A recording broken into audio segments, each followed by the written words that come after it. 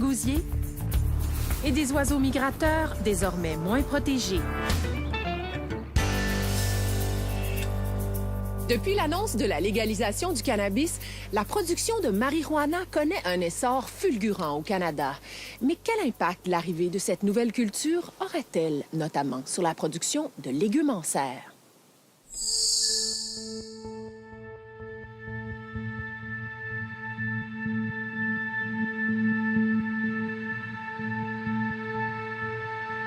Cette plante vient de marquer l'histoire. Dans ses fleurs, des molécules complexes recherchées pour leurs effets thérapeutiques et euphorisants. Son pouvoir économique est désormais colossal.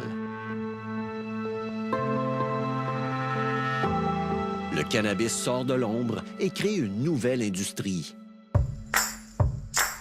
Les promesses de revenus sont gigantesques et les producteurs en serre sont les tout premiers acteurs de ce nouveau marché.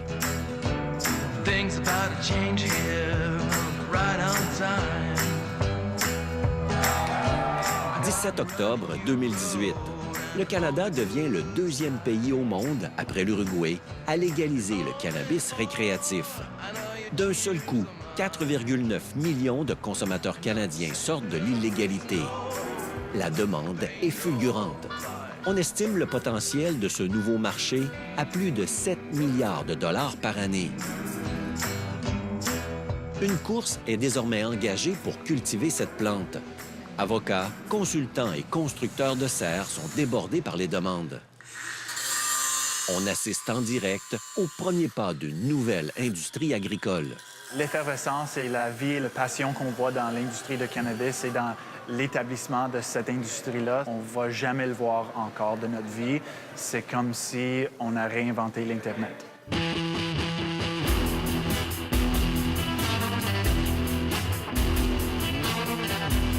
Nous sommes chez l'Ontarienne Canopy Growth, leader canadienne du cannabis. Cette entreprise vient de connaître une ascension fulgurante. Au siège social, tout témoigne des énormes capitaux qui déferlent sur cette industrie. Le hall d'entrée, par exemple, est un immense centre des visiteurs dédié à la connaissance du cannabis. Cette industrie déborde d'optimisme. Ces ténors clament que le cannabis contribuera même à diversifier l'économie des régions. C'est que le début. On est sur la deuxième page du premier chapitre d'un très grand roman.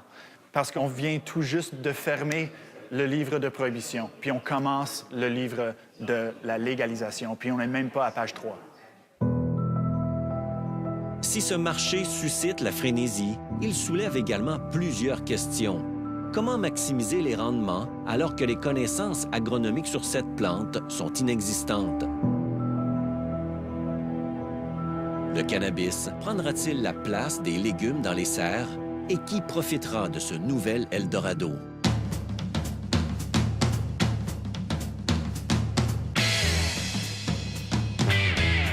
Malgré les inconnus, des producteurs ont déjà pris le virage cannabis. L'Ontario est le leader canadien avec 76 sites de production.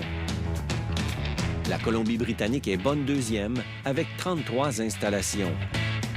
En 2013, ces deux provinces ont bondi sur l'occasion quand le cannabis à des fins médicinales a été légalisé. Mais pas le Québec. Résultat, la province ne compte qu'une douzaine de sites autorisés à cultiver du cannabis médical ou récréatif. Mais les choses sont sur le point de changer.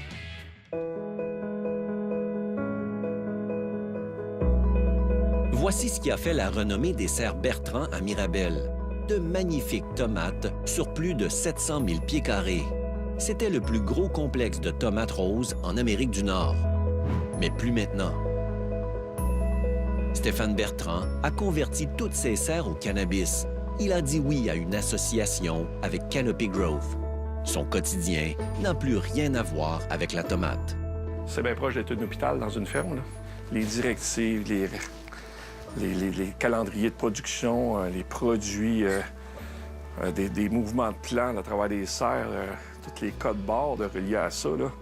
Il n'y a rien qui ressemblait à ça dans mon autre vie, là. En un an, il est devenu un des plus gros producteurs de cannabis au pays. Tous ces plants sont susceptibles de se retrouver sur le marché du cannabis médical ou récréatif.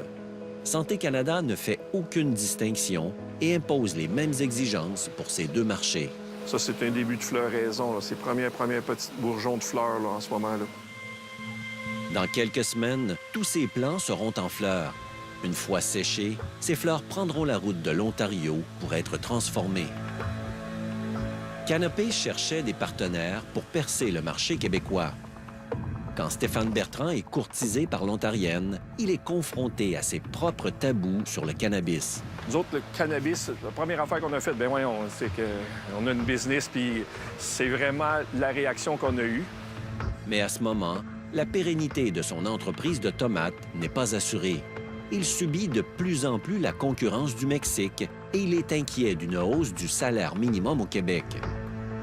La décision de Stéphane Bertrand de passer à la culture de cannabis est une première. Il a d'ailleurs fait l'objet d'une télé-réalité. Sur ces images, on l'aperçoit en visite de reconnaissance chez Canopy Growth. Ils sont tous habillés en blanc. Fait que pour voir un site comme ça, c'est quand même aussi impressionnant. Ce voyage sera déterminant. On s'est présenté là, toute la famille. Je me suis fait à peu près chicaner tout le long, puis ma femme, voyons, qu'est-ce qu'on s'en va faire là, puis c'est ça, une autre journée de perdu quasiment pour eux autres. Mais quand on est arrivé là-bas, là, je vous dis, là, on s'est aperçu que là, wow, on est dans un autre monde totalement, là. Un an plus tard, le mariage est fructueux. Son partenaire a investi des millions pour adapter les serres aux exigences de Santé Canada. À terme, ces serres devraient produire 60 000 kilos de cannabis par année. Plusieurs autres producteurs au Québec ont aussi reçu des offres pour convertir leurs serres de légumes. S'ils ont refusé pour l'instant, certains nous ont avoué réfléchir à se lancer dans le cannabis. Autre signe de cet engouement, l'intérêt croissant pour de nouvelles serres. Au moment de notre rencontre, le constructeur Yannick Arnois était justement en train de superviser le chantier d'une future serre de cannabis. Au cours des 18 derniers mois, on a comme 3 représentants qui travaillent au Québec, puis c'est une centaine de demandes par représentant qu'on a eu. J'oserais dire qu'à chaque meeting qu'on a les lundis matins, le meeting de vente, plus de la moitié des cas qui sont discutés sont pour la production de cannabis.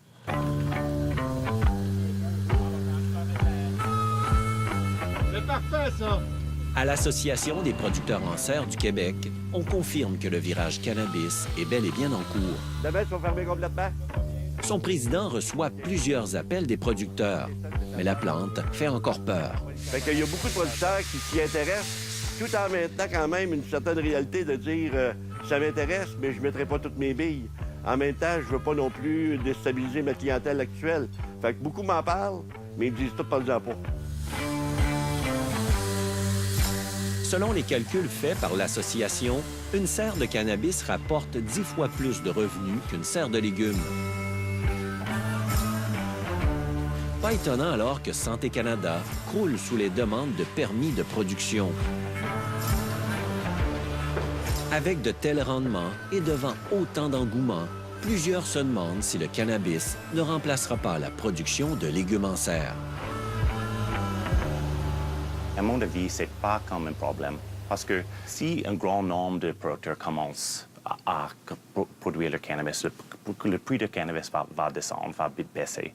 En même temps, si on arrête de produire les tomates, le prix des tomates va augmenter. James Eves est un des rares économistes à travailler sur le cannabis. Il collabore avec l'industrie pour ses recherches. Il connaît bien le marché et ses tendances. Chaque semaine, les gens m'appellent pour me demander « Pouvez-vous faire une analyse économique pour me dire si je devrais changer, transformer ma production vers le cannabis ?» Donc, je comprends que beaucoup de gens vont faire le switch, mais c'est juste à dire qu'à un moment donné, le prix de cannabis va leur rendre cette switch moins intéressante. Et on est presque là. André Mousseau croit aussi à cet équilibre du marché. Il ne craint pas de voir tous ses producteurs migrer vers le cannabis. La demande pour des légumes en serre du Québec reste excellente. Les producteurs ont même l'objectif de doubler leur volume au cours des prochaines années. À l'heure actuelle, ce qui nous aide, c'est le Guide alimentaire canadien qui dit qu'il faut doubler la consommation de légumes. Puis la tomate, c'est vraiment un très bon légume. Puis en même temps, on a toutes les laitues qui ont vraiment explosé. Fait qu'il y a encore plein de potentiel à l'extérieur. Puis je pourrais vous dire que facilement, oui, on va réussir notre objectif de doubler la production de légumes.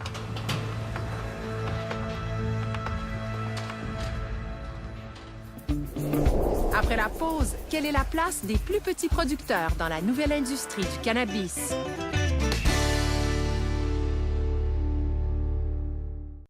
Alain Deneau est philosophe, et il est un philosophe dérangeant. Non, moi, ce que j'essaie de montrer, c'est que ce régime-là court à sa perte et c'est notre chance. Notre espoir est là. Second regard, dimanche 13h30 sur ICI Radio-Canada Télé et sur ICI-tout.tv. Découvrez la programmation de l'Espace Radio-Canada au Salon du Livre de Québec. Le dimanche 14 avril dès 15h, assistez à la diffusion en direct de l'émission radio Pas tous en même temps, animée par Karine Lefebvre. Ici Québec. Des ailes pour la culture. Il arrive un moment où l'on doit tous faire un choix. Vivre dans l'ombre des autres ou projeter la nôtre. Voici le GMC Sierra Élévation de nouvelle génération. Bâti pour s'affirmer sur la route et bien au-delà. L'événement fièrement camion GMC bat son plein. Louez le Sierra Élévation de nouvelle génération pour l'équivalent de 119 $ par semaine. Passez chez un concessionnaire. Voici votre délice printanier, l'écureuil de Pâques de Ferrero Rocher. Une délicieuse fusion de noisettes grillées et de chocolat au lait riche et onctueux. Une délicieuse façon de célébrer Pâques. Voici le moment de célébrer. À la capitale, on ne peut pas vous assurer que ce golfeur maîtrise parfaitement ses coups sous la pression. On peut encore moins vous assurer que son coup ne terminera pas sa course sur votre voiture. Mais à la capitale, on peut vous assurer. On peut même vous assurer que vous pouvez économiser en moyenne 425 $ en regroupant vos assurances auto, habitation ou véhicules de loisirs. Demandez une soumission au 1-888-LA-CAPITALE. Pour réussir, vous avez besoin de plus de puissance, de confort et de précision. La gamme de tracteurs Magnum, jumelée à un planteur série 2100, conçu pour répondre aux agriculteurs les plus exigeants. Productivité, rentabilité. Case IH. Soyez prêts. C'est en visitant Castille-la-Manche, la plus grande région vinicole au monde, que j'ai sélectionné pour vous les nouveaux vins d'Espagne de la collection Bu. Des vins qui sont le reflet du climat chaud et ensoleillé, offrant les meilleures caractéristiques des vignes espagnoles. On y retrouve le côté gourmand et authentique de l'Espagne. Les cépages Viura Verdejo et Tempranillo de la nouvelle collection Bu. Chaque Bu est exceptionnel. Vendu en épicerie.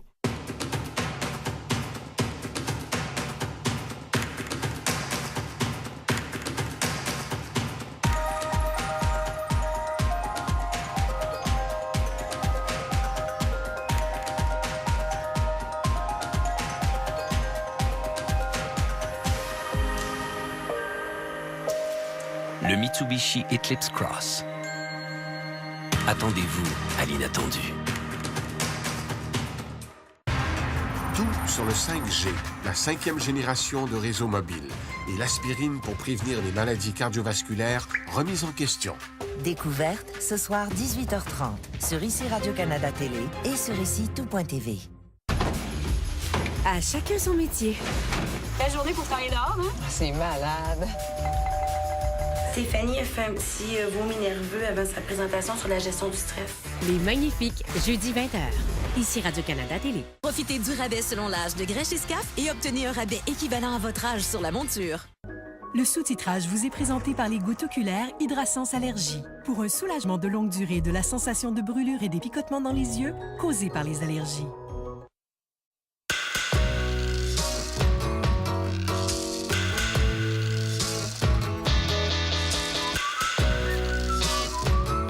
L'industrie du cannabis a le vent dans les voiles et de gros joueurs participent au renouveau des communautés. Nous sommes à Smith Falls, dans le sud-est de l'Ontario.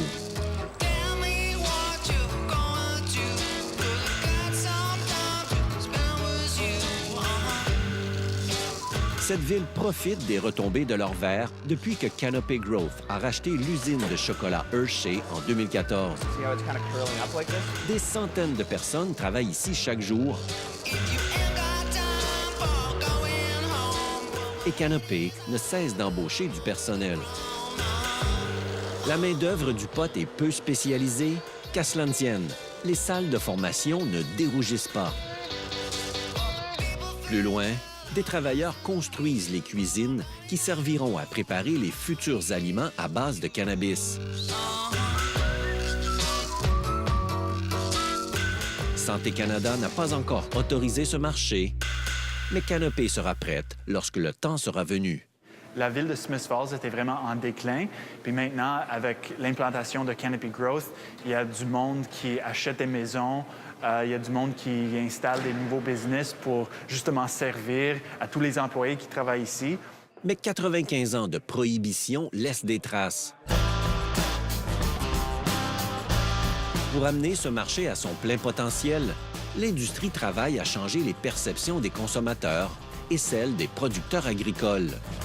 Beaucoup d'entre eux ont encore des réticences à faire pousser cette plante. Ça fit dans le business de l'agriculture et de les fermiers. La culture de cannabis, ça devrait complémenter la production en serre. Ça devrait être une autre plante qu'on met en production. Ça devrait être quelque chose que tous les fermiers peuvent faire pousser. Mais cultiver du pot, ce n'est pas à la portée de toutes les bourses. C'est avant tout une agriculture high-tech pour laquelle beaucoup de connaissances restent à acquérir.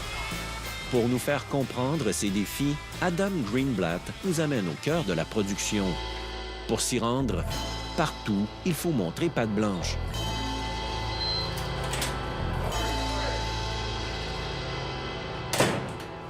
Canopy possède les infrastructures et les autorisations gouvernementales pour vendre 1,5 million de kilogrammes de cannabis par année.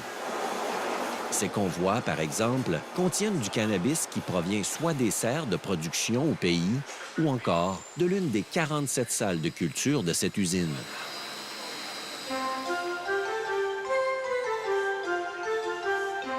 Ces fleurs sont sur le point d'être récoltées.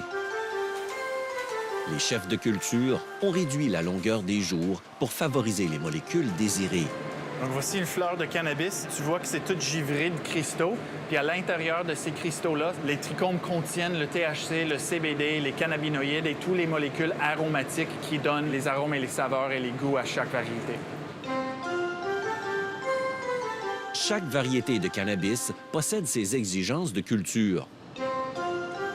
Le problème, c'est que le savoir agronomique sur cette plante fait défaut.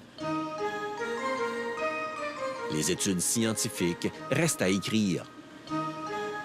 Canopy a dû embaucher des horticulteurs autrefois illégaux pour augmenter ses rendements. C'est un défi constant. Donc, ça prend les connaissances des vieux cultivateurs qui font pousser ces génétiques pendant longtemps, mais c'est aussi un défi agronomique.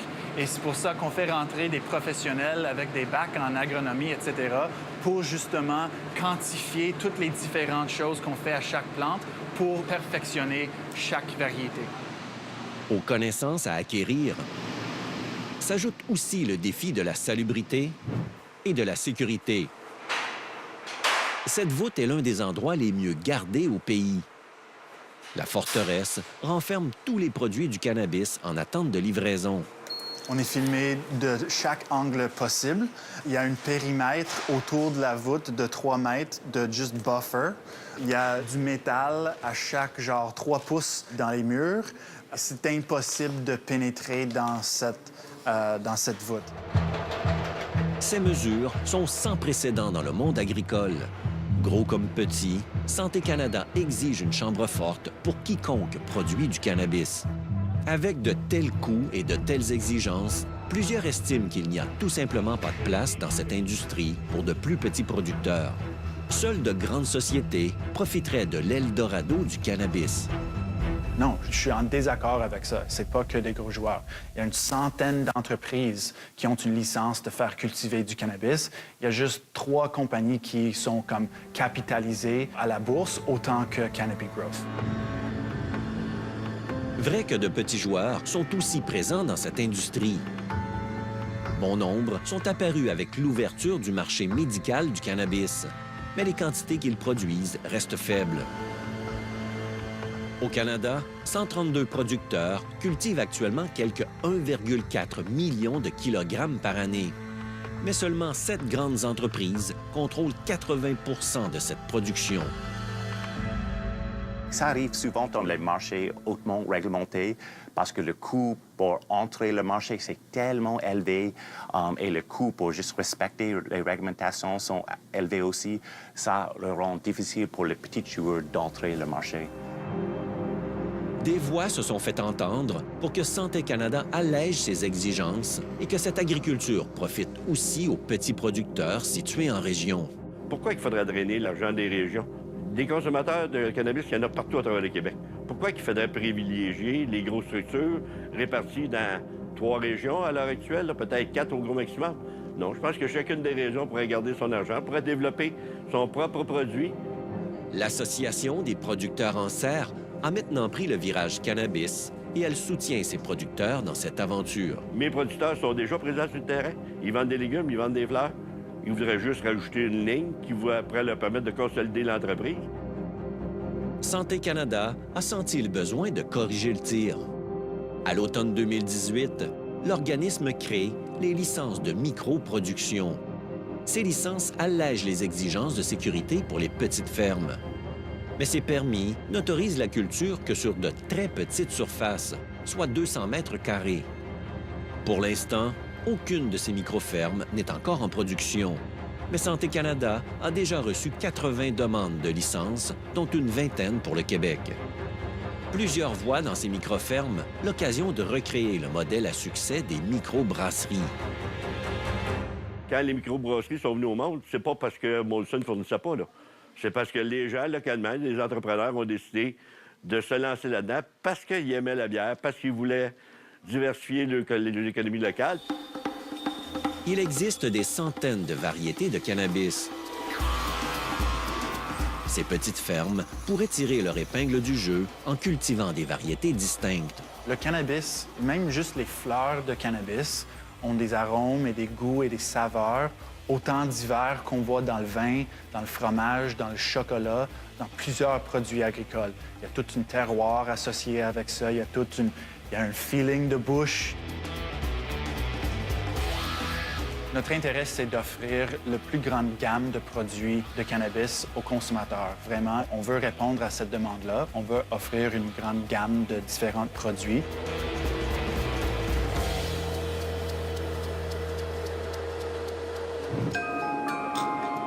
Mais ces petites fermes seront-elles rentables? On estime qu'il en coûte tout de même de 1 à 2 millions de dollars pour démarrer une telle ferme. Et les surfaces de culture restreintes ne favoriseront pas les économies d'échelle. La plupart des joueurs, à ce moment, visent ce modèle d'affaires. Mais même avec les produits artisanaux, il y a des exemples où quelqu'un peut produire un produit artisanal et fait beaucoup d'argent, mais c'est comme une lotterie. Leur marché va être petit et donc le marge de profit vont être petit aussi. Ces petites fermes devront aussi faire face dans le futur à un surplus de production. Les mises en chantier au pays se multiplient et la production dépasse déjà la demande. D'ici 2-3 ans, le prix va commencer à approcher 2 $ par gramme et à ce moment-là, ça va être difficile de gérer une entreprise rentable. La culture du cannabis est à peine lancée que déjà, la concurrence s'annonce féroce. Qu'ils soient gros ou petits, les agriculteurs qui entreront en production dans les prochaines années devront faire face à de tout nouveaux défis. Dans cette course, ceux qui étaient déjà bien en selle avant l'ouverture du marché récréatif possèdent déjà une nette longueur d'avance. Partir maintenant, il est peut-être déjà un peu tard. pour devenir riche, je trouve. Oui, je pense que ça, je peux, et si on démarre, on commence actuellement tout de suite, on peut créer une entreprise qui est rentable, une entreprise respectable. Mais si on a le but de strike gold, de devenir vraiment riche, oui, je trouve que c'est un peu tard. Oui.